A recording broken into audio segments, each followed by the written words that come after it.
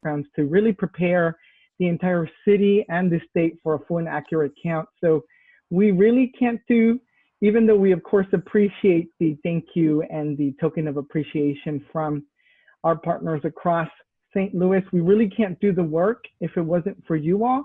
And I need to acknowledge that all of you are the ones that are on the ground, getting the word out, hitting the pavement. So really, thank you for everything that you're doing in such a critical time. Like I mentioned, last time we were in St. Louis, we never imagined that this would be the census that would be undertaken. So many things have happened on the census front, from adjustments to all kinds of operations, from an extension to now the shortening of the deadline to this new policy memorandum that was recently issued by Trump, removing or trying to remove the number of undocumented immigrants from state apportionment counts. So today I'll be giving an update on all things census. Then I'll go ahead and let you all know what we can be doing in this critical time. You know, time is in fact running out. So we only have a couple of weeks to make sure that all of our communities are counted. And then of course, we will definitely make time to answer all of your questions. With that said, I did want to talk a little bit more about our organization. So for those of you who are not familiar, I serve as a deputy director to the National Census Program with the NALEO Educational Fund. NALEO is known for the work that we do on behalf of our Association of Latino Electeds at the local, state, and federal level. But we're also known for the work we do through our C3, where we're working hard to ensure that Latinos are involved in our political process, all the way from things like citizenship to public service. So we've been working on issues around the census for more than 30 years now. This is our third and largest campaign on the census. And so we think that that is just such a critical part of our democracy. It is so important for our community. And that's why we carry out our national campaigns that are focused on a full and accurate count of the Latino community. As a part of that work too, we trained over 3,000 stakeholders just a couple of weeks ago. For those of you who weren't able to join us for our training, or if in fact you were there, I did want to do a quick refresher on the census, just because so many of the things we're going to talk about in this initial part of our conversation are going to tie really well with all of the updates that we're seeing. As you all know, it is part of our Constitution to carry out a full and accurate enumeration. Our federal government has the responsibility to do so because this is how they are able to reapportion the seats in the U.S. House of Representatives. And now this is how we're able to allocate so many resources. I do want to remind everybody that it is in fact very clear in the Constitution that everybody needs to be counted. It says free persons. It doesn't matter where you come from, what language you speak, what your gender is. It is in everybody's constitutional right to be included in their census questionnaire. And now, not only do they use this data to reapportion the U.S. House of Representatives, but it's also important when it comes to the allocation of federal funds. Over $1.5 trillion are allocated every year into more than 300 programs that are very critical to the state of Missouri and to the city of St. Louis as well. Through the census, we're also able to get really good data on different ethnic and population groups. And this is the data that our decision makers use to come up with the decisions they make on a day-to-day basis. Now, the census is so important because if we don't have good data, then we can't make good decisions, and bad decisions impact everybody. So it's actually in our best interest that we have a full and accurate count. These are the top 12 programs that are funded in large part by census-derived statistics. As you can see, there is Medicare, Medicaid, things like highway planning and construction, Section 8 housing, and the grants and funding that is provided to schools, whether it be in special education grants or Title I grants to local school districts. Now more than ever, the census is super important, especially in the wake of COVID. A lot of us can very much appreciate how important many of these resources are to our communities and can firsthand understand the impact this data is having when it comes to emergency response management. Our public health officials use this data to figure out what their communities look like, who is in their communities and where they need to allocate resources.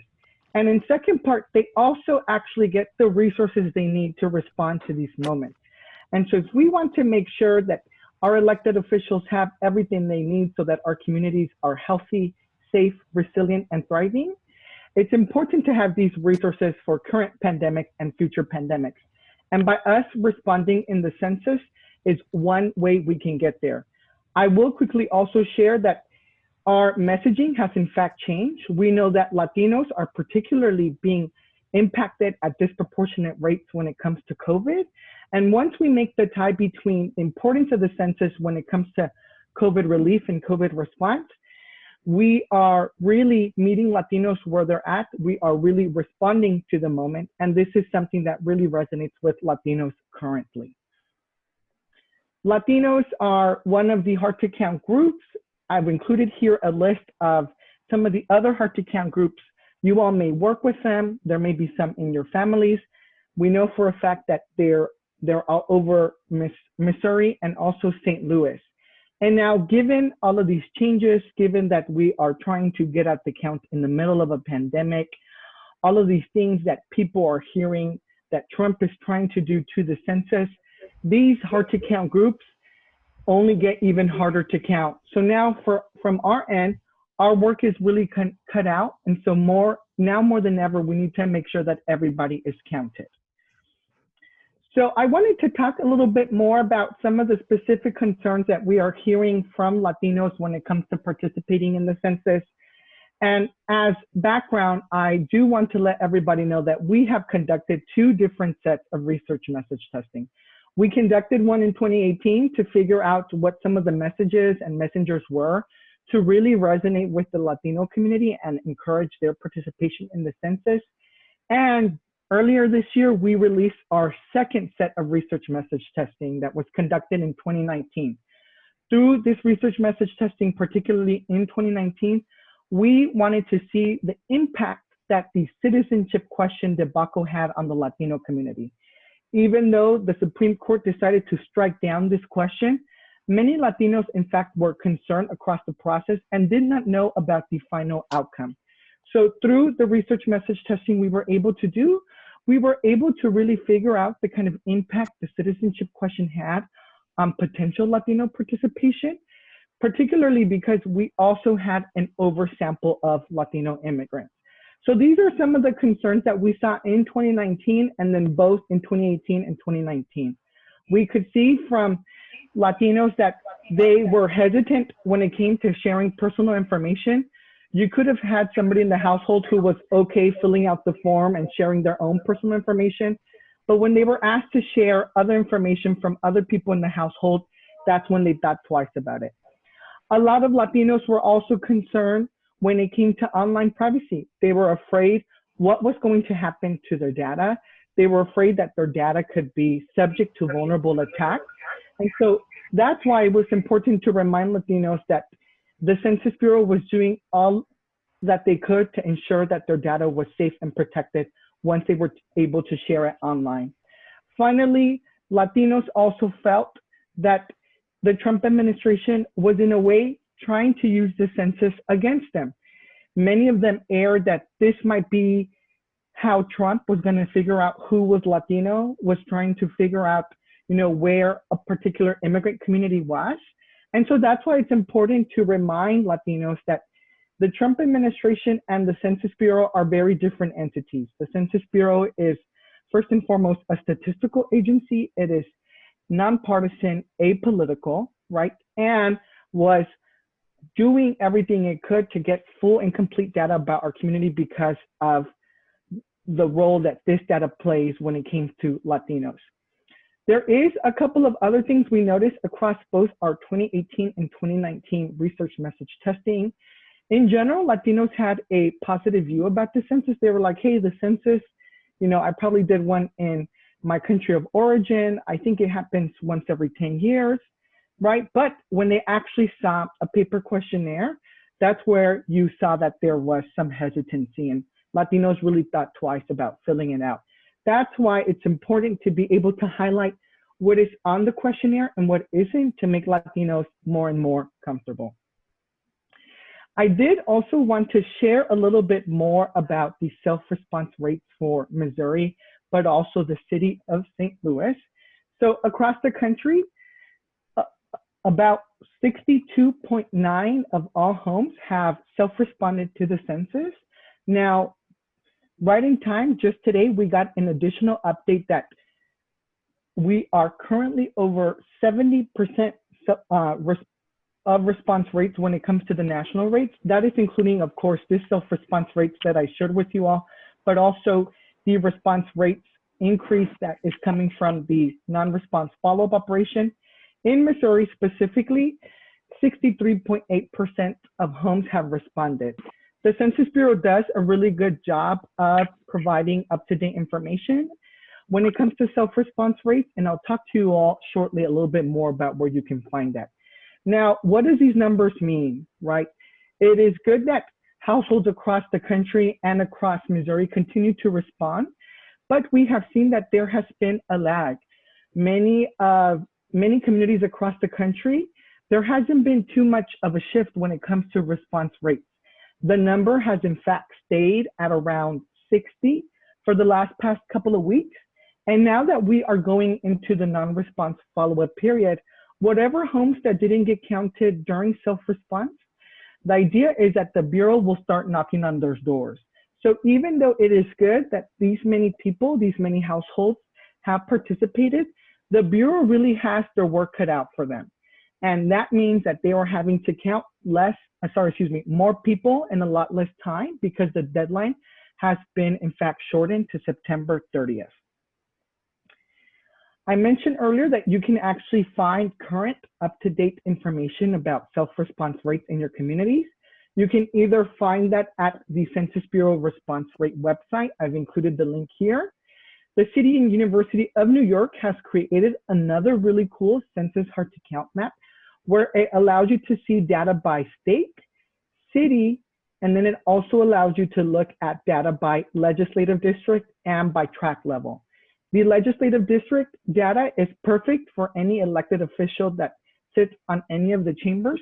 You can see there how your district is doing in comparison to some of these other metrics. And I'll make sure to send these slides after we are done today so that everybody can get access to these sites and the additional information. Now, there are so many challenges that we are up against, and I joke with friends and colleagues that when you don't think that these attacks can get worse, they in fact do. And so I'm almost telling myself I should stop saying that because it only feels like I am jinxing the census counts. So one, just a couple of weeks ago, the Trump administration released this memo where they were saying that they were going to ask the Census Bureau to remove the total number of undocumented immigrants from reapportionment counts. Why is this important? After everyone participates in the census, the Bureau has a process where they synthesize all the data and they get a report ready.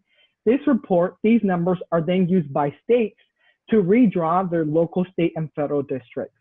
Removing the total amount of undocumented immigrants will mean that this lessens political power for Latinos and has a partisan benefit that is not in favor of communities of color. In addition to that, it just adds to the environment of confusion. What do I mean by that? When we conducted our research message testing in 2019, where we were trying to figure out the impact of the citizenship question, we learned that out of all the Latinos we polled across the country, over 50% of Latinos still thought there was going to be a citizenship question. We were working hard to let folks know that that in fact was not the case. We have regional managers who were working with partners to get the word out. Every time we had an opportunity to be on radio or Spanish language media, we would also share that information. And sometimes we would also get questions around, do I even get to participate if I'm not a citizen? And so you have this already pre-existing environment of confusion. And now Trump releases this new memo trying to say that undocumented immigrants are going to be removed from the apportionment counts. That only adds to the confusion because now many people are feeling that yet this is another attack, and two, that they don't necessarily get included as a part of this enumeration process.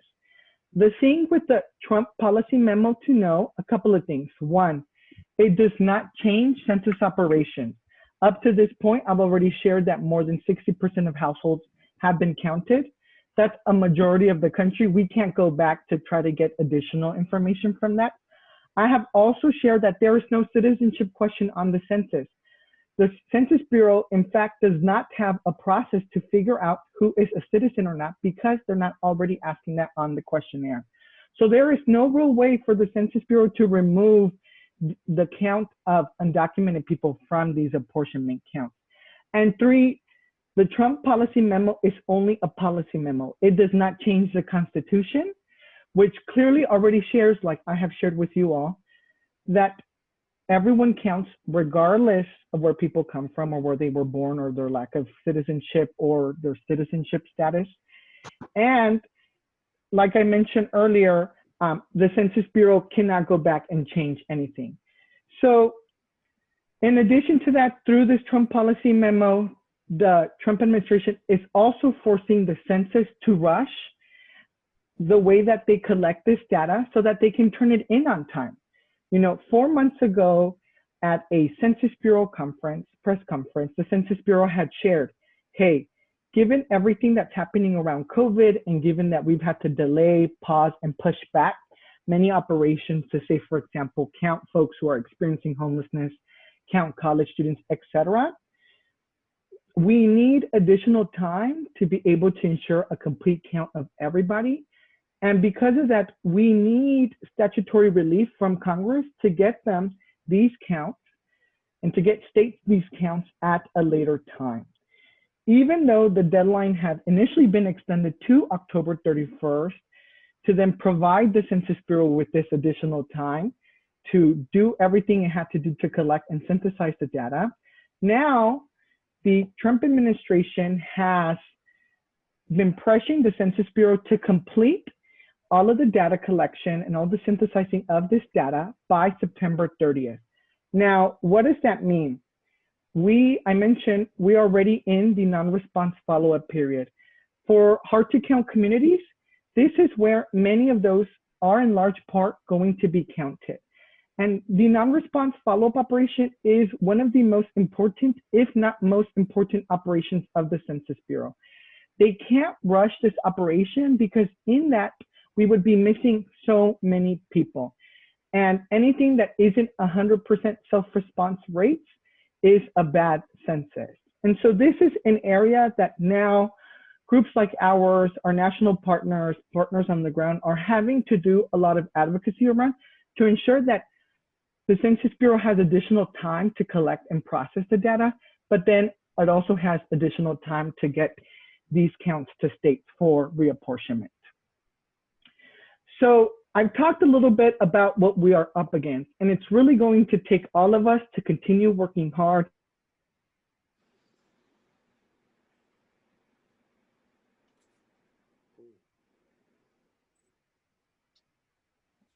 Hello? As much as possible. So here are a couple to respond to the census. There are 3 different ways to respond: online, by phone, by mail, or in person. And even though that might be obvious to some of us, many of our community members still do not know how to fill out their census or where to do it. So this is a very important message to share. It's also important to remind everybody that there is no citizenship question or any kind of immigration on the census, that everybody counts, and that the policy memo does not change operations. In addition to that, now that we are in the non-response follow-up period, it's important to let everybody know that there may be an enumerator coming to visit them if they haven't already filled out their census questionnaire, and to let them know that they can still remember to self-respond. Just because non-response follow-up is happening right now, that does not mean that we close the online phone or that folks cannot send their paper questionnaire by mail. So super important to let folks know if they're not comfortable opening the door, that they can still fill out their census on their own accord. Finally, because of the advocacy right now that we are doing around extending those deadlines for the Census Bureau, we encourage you all to talk to your member of Congress, to your senator, and let them know that it's important that we not rush this operation so that we don't shortchange the census. Other than that, I do want to quickly share some resources. I know I'm getting to the end of time here. We do have all kinds of assets available for your use. You can actually visit our social press kit link to share some of these already written out posts for you all, whether it be on Twitter, Instagram, or Facebook. We do have a toolkit with all kinds of resources from social media posts, emails, scripts, and other kinds of really helpful materials. So we encourage you all to also check out all of our resources on our website. We have more information available that you all can use to stay updated in the loop of everything census. Things are changing so quick. So if any of you want to stay updated with the latest census developments, you can text us at census to 97779, or if you want information in Spanish, you can text censo to 97779 as well. This is our website where you can find all sorts of resources and our chat box in case you have additional questions or you know somebody in your community who does. And of course, we do have a campaign right now where we are working to report misinformation. The thing with the census is that some bad actors in our community may be using it to take advantage of others. So if you ever see anything fishy, again, I'll share out these materials in this presentation afterwards. Please have them report what they are seeing, whether it be by using the QR code here, sending a text, or emailing us. Other than that, that is it from me. Thank you all so much for your time. We appreciate your ongoing partnership and your ongoing work. We have our work cut out for us, but hey, together, I think we can all make the difference. I'm happy to take, oh, and by the way, this is my contact information. If you all ever have any questions, happy to be of service in any way. I'm happy to take any questions here. Thank you all so much again. Well, thank you. Adan, thank you so much. That was a great presentation. If I had to do it, I'd probably be out of breath, wanting a second win. But you did awesome. You went right from the beginning to the end.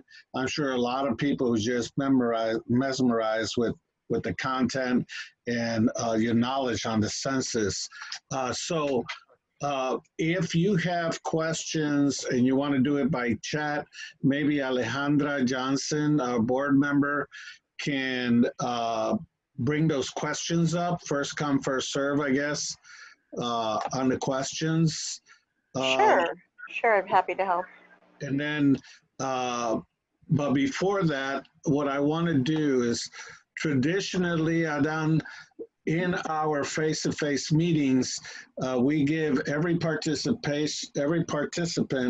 a chance to stand up and introduce themselves.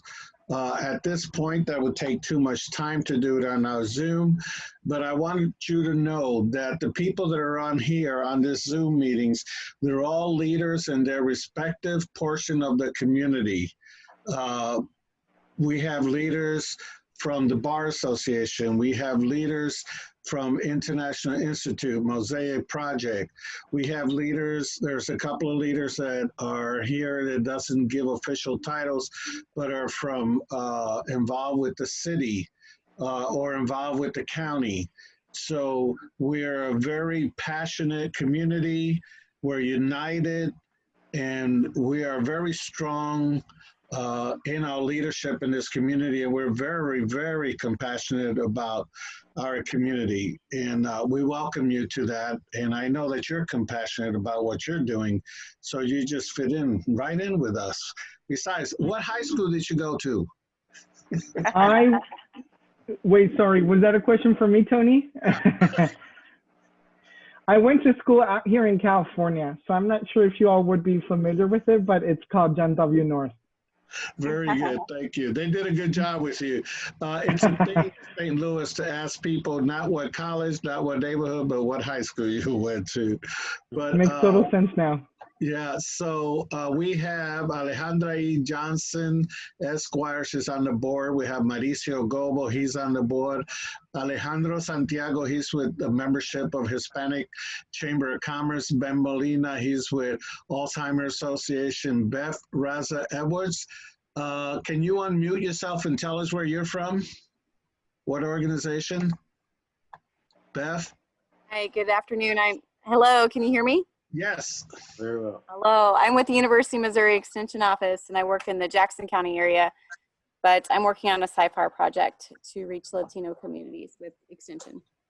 Very good. Thank you for joining us today. I hope you were able to enjoy Mr. Chavez's chat here. Mel Serrano. Mel Serrano is a staple in our community, and we welcome you back again. Carolina Hoffmeyer, she is with Viva Brasil, and I think she's a past president or still the president of Viva Brasil. Donna Garcia, can you introduce yourself real quick and where you organize? Sure. Organization? I'm Donna Garcia, and actually I am a colleague of Beth. I'm with the University of Missouri Extension, and college and career readiness is my area. I'm a state 4-H specialist, and I live in the St. Louis area. Thank you so much, Donna. Thank you for joining us. We had Haiti Taylor Arnold. And are you on your phone still?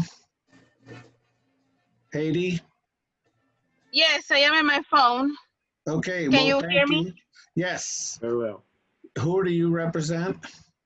Well, I am president-elect of the Foreign Language Association of Missouri, and I'm also working on my dissertation related to Latino teachers, how we can create systems of support for them in the field. Thank you so much for joining us. Idalia McNulty is with CASA, which is St. Louis Community Action. Joanne D. DiMaggio May. Hi, Tony. Hi, everyone. This is Joanne May, and I'm with the Illinois Small Business Development Center at SIU Edwardsville. We promote entrepreneurship and help entrepreneurs and small business owners here in Southwest Illinois. Very good. Thank you. Thank you. And she is doing Idalia, and I am with Community Action Agency of San Luis, and I am the person who speaks Spanish there. So I was looking to see what other new techniques are there to make people do the census in California or anywhere. Very good. Idalia is also a past board member of the Hispanic Leaders Group. We have somebody by the name of Joe. That's all I get is the first name. Joe Director, I'm one of the members of the Hispanic Leaders Group. Retired military, retired St. Louis Police Department, and working secondary right now. Working security right now, part-time. That's all. Okay. Thank you, Joe. Appreciate that. And Karen Aresti, she is also a board member of the Hispanic Leaders Group. Karen, can you tell us who you represent? Oh, you're muted. Good evening. I'm the regional director of the Anti-Defamation League for Missouri, Eastern Kansas, and Southern Illinois, and I appreciated your presentation very much. So important. Thanks for the learning. Thank you, Karen. Keith Fuller, he is with the St. Louis Community College. Go ahead, Keith.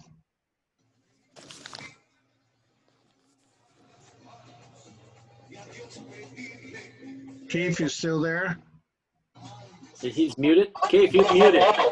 Hello, how are you doing? Very good. Just want to let us know who you're representing tonight.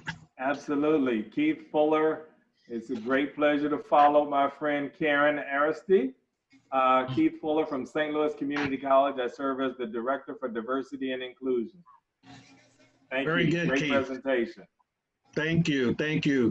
Next, we have Kevin Reyes. Kevin, you want to unmute yourself? Yeah, hi everybody. I'm here representing the Society of Hispanic Professional Engineers, the St. Louis chapter. And I'm just grateful to hear all the everything that you're presenting today, Adana, and I hope I can help with passing this on with our members and the community. And it's really important. I agree everything that you presented today. Thank you. Thank you, Kevin.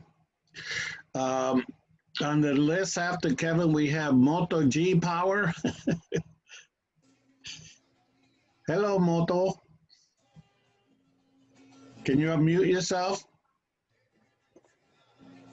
Hey, this is me, Sal. I'm having problems with my computers. So, Okay, well, let's go on to Nancy Lisker. Please unmute Hi. yourself.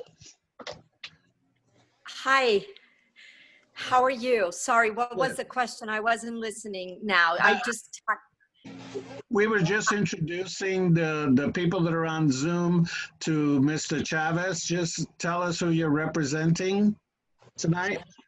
Absolutely. My name is Nancy Lisker. I was born and raised in Mexico City, and I represent the American Jewish Committee, AJC.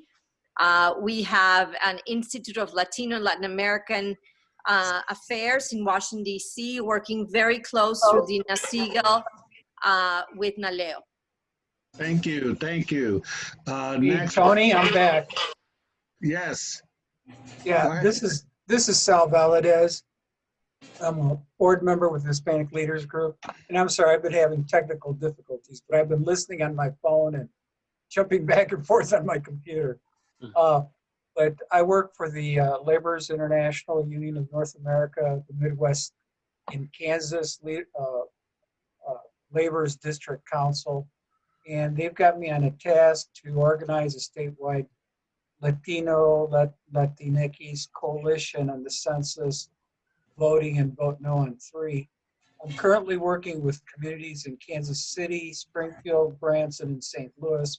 But I'm looking for contacts in Columbia, Wentzville, and other communities around the state. So if there's anybody on the line here who has contacts or is interested in this effort, I left my email and cell phone number on there. And Don, great presentation, and nice seeing all our friends here. Thank you, Sal. Appreciate that. Next, we have another board member, Sandra Knight. Sandra Knight. Good evening, everyone. And yeah, I'm with St. Louis Community College. I am a faculty counselor, and I'm also a board member of the HLG. Thank you, Sandra. Nice and sweet. Thank you for the presentation. It was wonderful, Andan. Next, we have Susan Gobo, St. Louis Mosaic. Susan. Hello, Hi. Susan. Hello. Hi, Tony. Can you hear me? Yes. Yes, it's good to see you. It's good to see everyone. Good evening. And thank you, Adam, for the presentation. I was in the training session, and it was great to see everything again. I'm here with St. Louis Mosaic Project. Thank you. Ms. Taylor Sneed, one of our newest hopeful members. Ms. Taylor, can you please introduce yourself? Yes, hi. I'm with Country Financial Insurance, actually, but I'm really passionate about building a bridge between my industry and communities that don't traditionally have great access to it. Thank you so much, Taylor. Suzanne Bollinger, please unmute and introduce yourself. She is also a board member of the HLG. Hello, this is Yvonne Buehlinger. I work at Affinia Healthcare. It's a community health center here in St. Louis. And importantly, at this particular time, I want to share that Affinia Healthcare is providing COVID-19, free COVID-19 testing in the community, number of locations. And if somebody needs this resource to find out, please call 314-833-2777. We're here to help the community. We have interpretation services, not just for this particular service, but for the healthcare that we provide in the community. We serve approximately 4,000 people who are Hispanic or Latinx. Gracias, Yvonne. Thank you so much. If Yvonne could put the phone number in the chat, that would be really helpful for folks. Thank you. Yvonne, can you do that? Definitely. Thank you. There's a phone number that ends in 5014.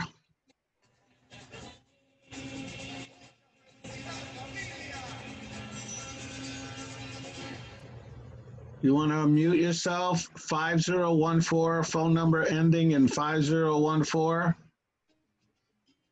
Phone number ending in 8419. Are you available? Phone number ending in 7431. Okay, well, that is the whole list. Adan, that is some of the leaders that I was saying that are so compassionate about our community and the work that they're doing. You forgot me. Maria Yasik. Oh, here we go. We got a couple of more came later. Okay, Maria. No, I've been here from the beginning, but you weren't there when I got it. Go ahead. And Maria Yasik is also a board member, but she's a immediate past president of the Bolivian Society. Go ahead, Maria. Thank you. As Tony said, I'm Maria Yaksic, and I am here in wearing a couple of hats, as of course as a Bolivian and a Bolivian part of the Bolivian Society, but I'm also a founder of the organization Comunidades TL, and of course here part of the Hispanic Leaders Group. But I do have a question for Adan. Now, all along we have heard all this rhetoric about that all illegals will not be counted, but this was broadcasted and put throughout the whole area in the media and everything, but never I have heard anything related to the fact that none of the questions relate to that there's no way he can eliminate that illegals because that's not part of the census. I have not heard enough information except in the smaller circles that this is not possibly done. So I don't understand why we haven't done a better job of making sure that people that are afraid of participating in the census have not heard about this, because I'm involved with the census. I mean, I'm all constantly listening to, I have not been receiving enough information saying, well, it can be done, you know, simple as possible. It's just simple. It cannot be separated. Yeah, thank you so much, Maria, for your questions. I would say a couple of things. So I think when it comes to the issue around the policy memorandum, what we have also seen has been incorrect information about it. I have shared with you all that they're trying to remove undocumented immigrants from the reapportionment counts. That doesn't mean they're trying to remove undocumented immigrants from being counted, right? Important to remember that. I would say in addition to that, really sharing the message that everybody counts no matter what. Nobody in this policy memo cannot change the Constitution, right? In the Constitution, it's very clear who gets counted, and that's, of course, again, everybody, right? And letting people know that at the end of the day, this is just one of those continued attacks on the census, and now more than ever, we all need to rise up and use this opportunity to be like, hey, I don't care what you all are saying. This is in my constitutional right. I'm going to be counted. Adam, if I can step in right there. Maria, I think what you're saying is that if we do plus and minus, right? If we got a lot of pluses on news media saying what Trump is trying to do in this new policy and all of that, and we keep hearing all this negativity, and then where is our minuses against it? Where is the news media saying the things that Adan just said? How many times do we hear that repetition of that particular counter message on mainstream media? And I think that's where, Maria, is that kind of like where you're getting to. We, on one end, we're getting all this negative news about the policy, but we're not getting the counter message that he can't do it, you know. So, you know, we got 30 spots of bad news and one spot of the good news that he can't do it. Exactly. And just to add to that, we already know for a fact that he cannot. We imagine that when this does go to court, it will be ruled unconstitutional. And there's already a couple of lawsuits that are litigating what Trump is trying to do. There's a couple that have been filed by states, because this is going to impact all states with immigrants negatively, because it's essentially trying to take away their political power. And some other suits have also been fired by the civil rights community, right? So it's super important to stay in the loop with us as much as possible. We'll make sure to keep you all updated on the developments around some of these court cases. Very good. Okay, thank you so much for the response. But what I'm saying is that I'm still encountering people that have not heard that message. And their biggest concern is if and when they can identify me as I've been an undocumented, why would I want to respond to this census? You know, this is what I'm saying is that the fear is still there because we have minimized that fear. Yes, we can say it's your constitutional right. Yes, he will be rejected in the law. My concern is as an individual, let's say I'm the undocumented, my concern is myself and my family. If I am still fear, I'm not going to respond. Right, of course. And this is really the challenge that we are all up against, right? We are already trying to encourage people to get counted where there is so much anti-immigrant rhetoric, and this only adds more fire to the fuel. So one of the things that we have been doing is, of course, placing so many different radio ads, making a large investment on social media to get the word out there. It's important to remind people that their data is safe, private, and confidential, and that if we don't participate, of course, we don't get some of these resources back. It's really important too to make that message personal. We know that immigrant families really depend on so many different programs that are funded by census-derived statistics. Whether they have children or not, we all depend on this data in some kind of way. So really trying to be that trusted messenger and share that message that nobody will ever use their data. Thank you. Thank you. Mel, did you want to say something? Tony, I have a question. Go ahead. Idalia, go ahead. You got the floor. Yes, I wanted to ask you because my company also want to do more, something like you were saying, innovative to touch all these people that have not been responding. And I wonder if you have any ideas or any suggestions. Of course. And I'll just share some of the strategies we are undertaking now, because these are the strategies where we have seen the largest return around our investment. So I already mentioned how radio ads can go such a far way in areas that are hyper-ethnic, hyper-local. In addition to that, we have already seen that once we place mailers, we have seen response rates in those communities increase, right? So if your company is interested in sending out a reminder and targeting a universe of households that have not responded, it's helpful to get this reminder response. And again, like I said, that's one of the things we're doing, and that has been really effective and cost effective for us. In addition to that, so the radio ads from our end help us target Latinos above 40. Like I said earlier, we're also making an investment on social media for Latinos who are less than 40, right? So it's about layering some of these strategies. I didn't mention that, a couple of weeks from now, there's going to be a 7th reminder that goes out from the Bureau. So not only is non-response follow-up happening right now, a couple of weeks from now, the Bureau will send another reminder and another paper questionnaire to some households.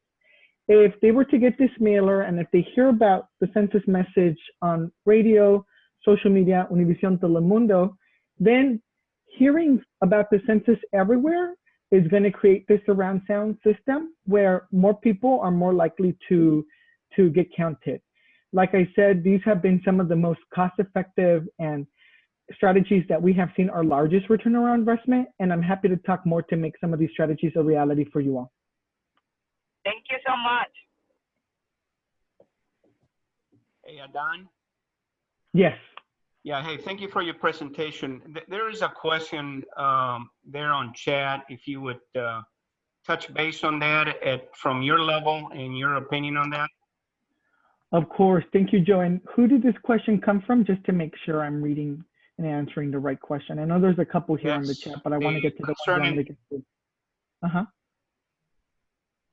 It's the question from Kevin raised, right? How do you know if your efforts are helping? How do you know if you reach an 80% response rate or 90% or even 100% in our community? Perfect. So there's a couple different questions here, and I'll answer them one by one. First, I'll just start off by saying that I'm not a data nerd, so this is coming from someone whose data is not in our expertise. But what I have seen is that one of the things that people can do to monitor whether or not their work is having a difference is checking response rates before you do your work and then after, right? Like I showed you, there are two different maps where we can figure out who in our community, or how many people in our community, sorry, how many households in our community have responded. So say, for example, you were to send out this mailer, you check the response rates today, you send out the mailer tomorrow. On Thursday or Friday, you can check again whether some of those response rates have increased. Now, this isn't going to tell you if in fact your work made a difference, because there are so many different factors that play a role in this. Maybe somebody got a message from the media, maybe somebody got a door knock on their door, and that's why they ended up filling out their census questionnaire, but at least that can give you sort of a gauge. And like I shared earlier, in order to be able to track response rates in your community, there are two different maps. There is the Census Bureau response rate map, and then there is also the city and universities hard to count map. Those are really helpful resources that can help you get very specific data about how many people in your community have responded, and I'll make sure to send this presentation out afterwards so that people can get access to those links. If I could say a few words on that, again, a great presentation, some great questions. In the St. Louis metro area, at least for the St. Louis region, the response rate is for both the county and the city. And I don't think you counted the county, but their response rate, I'm sorry, is close to 70%, and for the city, it's close to 50%. And so I want to go back to one of your comments about the census and the strategies going on in this last stretch. And our partners that we're working with, we're going to roll out a final push. We're calling it the 30-day push, but it's actually 30, a little bit over 30. But it's going to be focused on social media, of course, doing the traditional things that everybody's been doing, but people aren't answering their doors. People are scared, and that's a reality we have to live with. So what we've developed is a social media strategy and PDFs and images that people could share on their Instagram and on their other platforms, Facebook, et cetera. And with our friend Ricardo Garza, who's on this board, we're developing videos to post on social media also in multi-languages, not just Spanish, but we're using 11 different languages and focusing on encouraging people, as you said, to fill it out if they're afraid to answer their door and they haven't done it on paper the traditional way, to do it online. And so all of those flyers will have all the resources, what languages you can do it online, because it's not all of them, and then the 59 languages that they have videos on the census site and the questions and answers. So I'll be sharing that with anybody. My email is on the chat room if you want to receive this information. And this is going to be for the state of Missouri in conjunction with all the complete counts committees. I want to interject real quick here.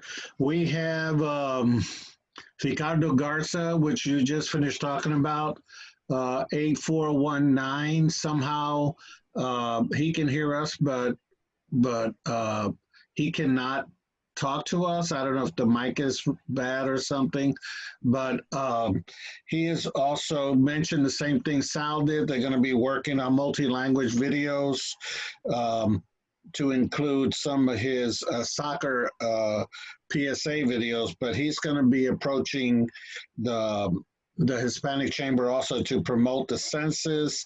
He's working with Liuna.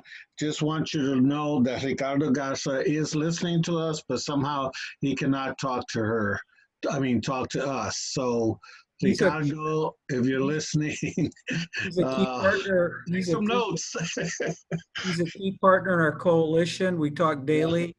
And so we're trying to hit all cylinders at the same time for the final push. So, I have another, pardon me, I have another question for Adan.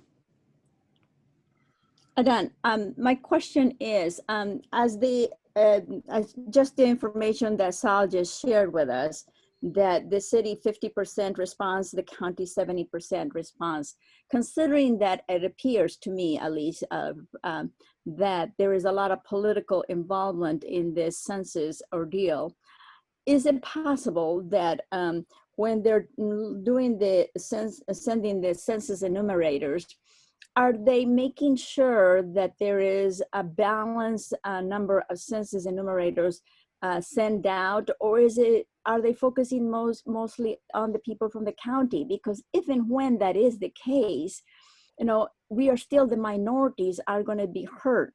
So exactly. My recommendation to Sal would be to please, if you're, whatever budget you're using for your advertisement, please do it in the areas where we have the least response, and we know that there is a greater minority people, because I have the feeling that census enumerators are going to be more inclined to want to go for safety and all these other problems that they have with locations that they might not consider safe. They would be more inclined to go to the county area versus the city, and in turn, our minorities will not be represented. Let me answer that. Let me answer that, Adan. Charles Bindum, who is the executive officer for the city's CREA, the civil rights, is the head of the Complete Counts Committee for the city. He's working very closely with the immigrant service providers, and I'm part of that with Emily Stewart, who's doing it for LifeWise for the immigrant service providers. Ethel Bindum is the director of the Complete Counts Committee in the county. They have their own funding, and so I have no funding. I get the support from the laborers. And so I'm a partner. So there's allies, partners, and individuals who are responsible directly for the census. We are a partner. So in terms of maps, I can provide those count maps to you from Charles and Ethel. And so we are very much aware of who the undercounted are, where they are by zip code, and they are targeted. So it's a very systematic, thorough process, but between the politics of the current administration and the fact of COVID, and for the Latino communities, because there are so many of our communities who are testing positive. Nationwide, it's 20%. In the county, it's up to 15%. So we're dealing with some strong headwinds. But trust me, we meet every week, and it is data driven, and it is data driven that guides our efforts into those undercounted communities. So rest assured, the work's getting done well. I want to add to that Charles reached out to me to request a couple of Hispanic ladies to get on his podcast, and I've already sent email out. So now we're waiting for when that's going to happen. And again, it's going to be about the census and how it affects our community too. And I was on the Chamber's podcast yesterday, and all we did was talk about the census.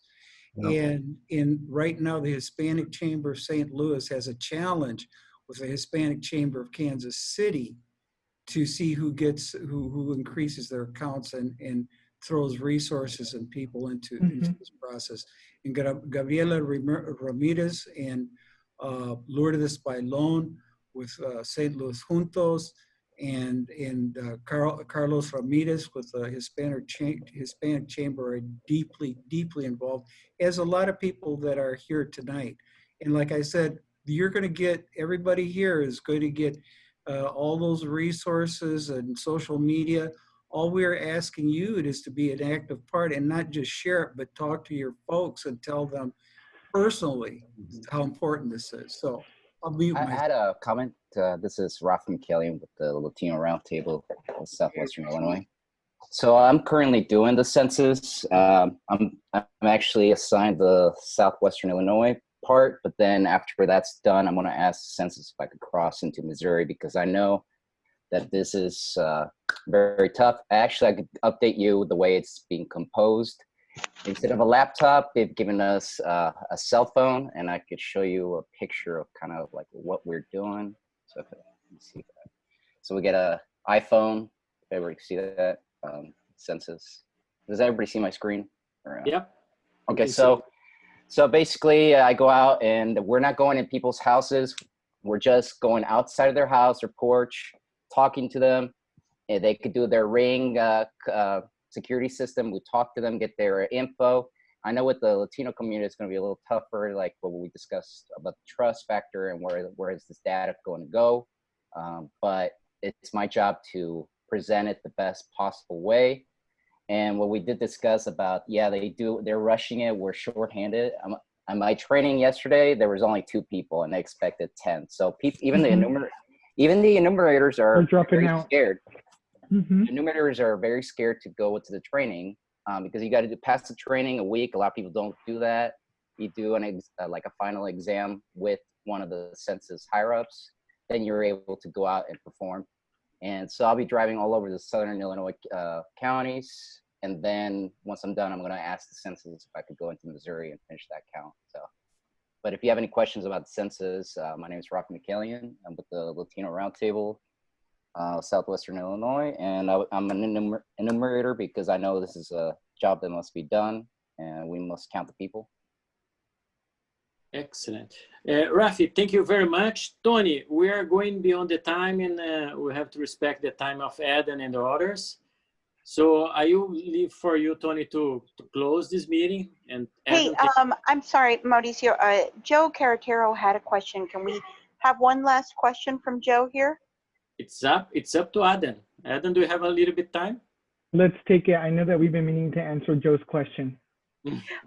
Yes, so he had asked about the political power that the Hispanic community has or does not have. In other words, even with census reporting issues, we know that there are 47 million Latinos in the country. It's the largest minority, and where's the political power? This year, first time ever, there will be more Hispanics eligible to vote than any other minority group. And where is the power at the political power at the national level, especially? And this is a question that interests me as well, because of everything that we're talking about, this fear in answering the door and getting involved is something I think that is very, that's prevalent in the Latino community. And how can we, you were talking about strategies and tips for getting counted, which are very, very important and obviously fundamental, the federal funding and all of that. But what about activating ourselves politically? Do you have any thoughts on that with the tremendous work that you're doing in the census? Some overlap there. Of course, and I'll just say that, Joe, you are completely right. Across the country, Latinos are the second largest ethnic population. And in addition to that, we are this year the largest non-white voting bloc, which is huge. Earlier in my presentation, I did mention that Latinos are considered one of the hardest to count groups, which means that we've been traditionally missed on the census. In 2010, when it comes to just children alone, we forgot to count. So there was nationwide 1 million children that went undercounted. And Latinos were the largest percent of that, having forgotten 400,000 Latino children in the 2010 census. So because we are undercounted, that means that oftentimes our community does not get the political power we deserve.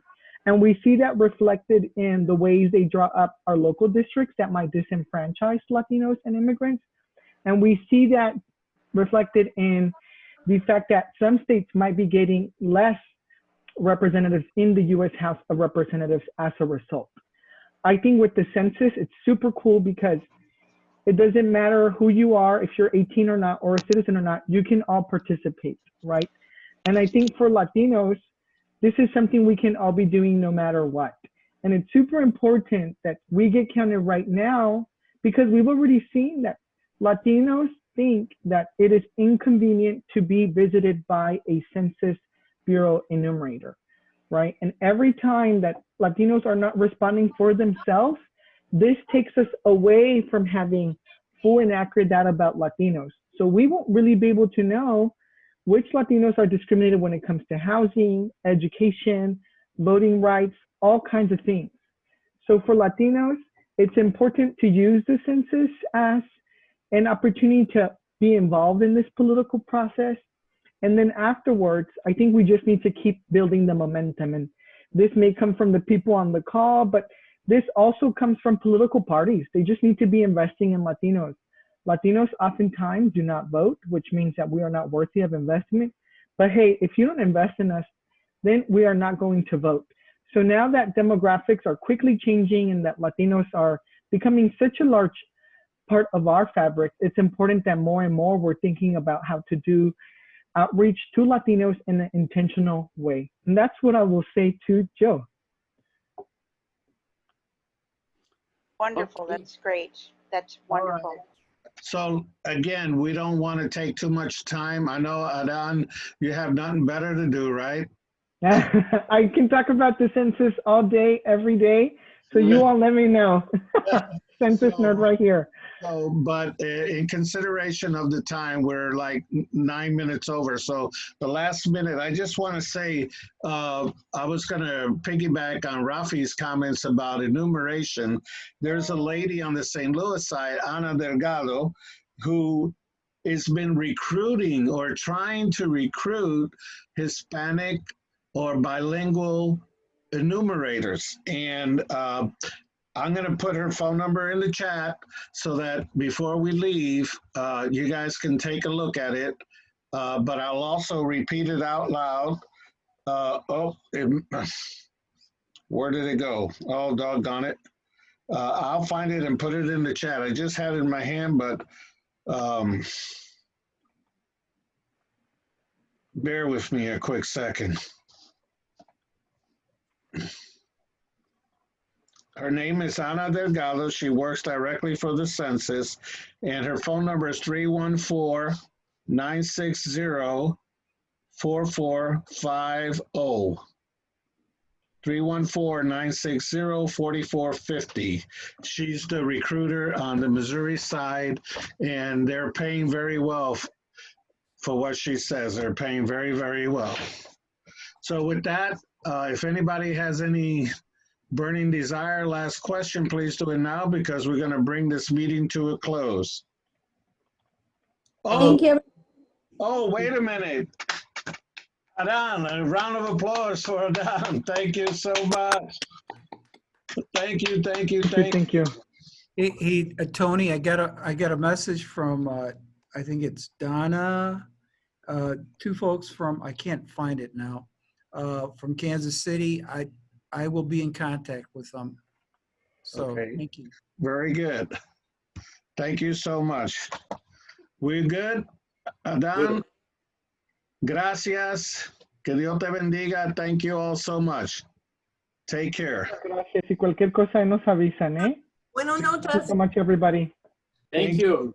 Bye-bye. Gracias. Thank you, everyone. Adiositos. Adios.